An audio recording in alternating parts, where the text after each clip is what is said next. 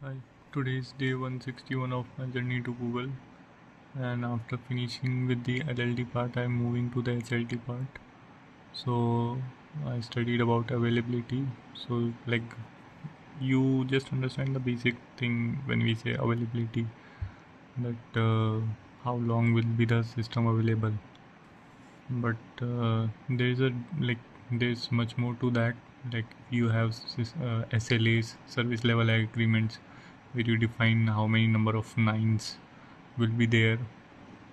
And like, if you are creating a let's say in HLD, they ask you like what will be your availability. You should have a valid reason to say you have 99% or 99.9%, and what will be it depending on. So there can be maintenance.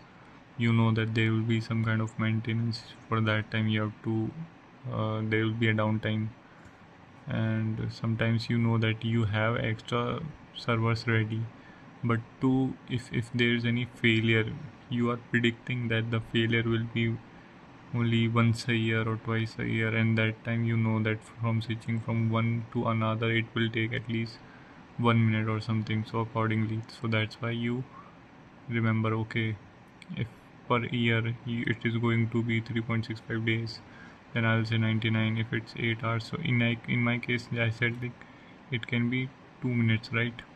So we can say 5 minutes, and so it will be 5 nines, like that.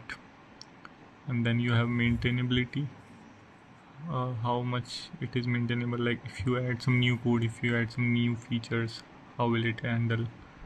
So scaling is like, you have sudden spike, you have a great number of users.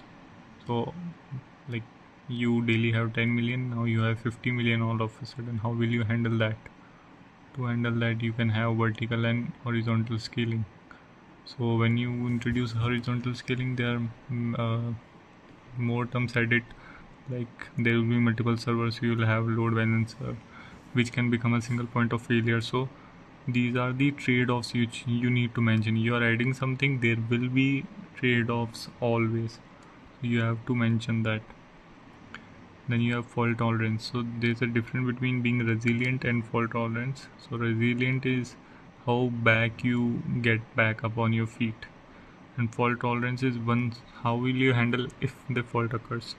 So let's say a server goes down, like, how will you handle? Okay, you already had replicas, so you are sorted for that. You have load balancing properly, so that you so whenever there is an issue, your load balancer works accordingly. You have backup systems, you keep monitoring so that you can avoid the faults.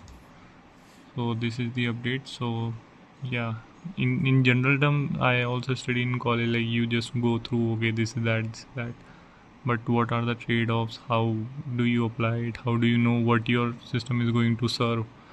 That's important part. That's the update for today. Thank you.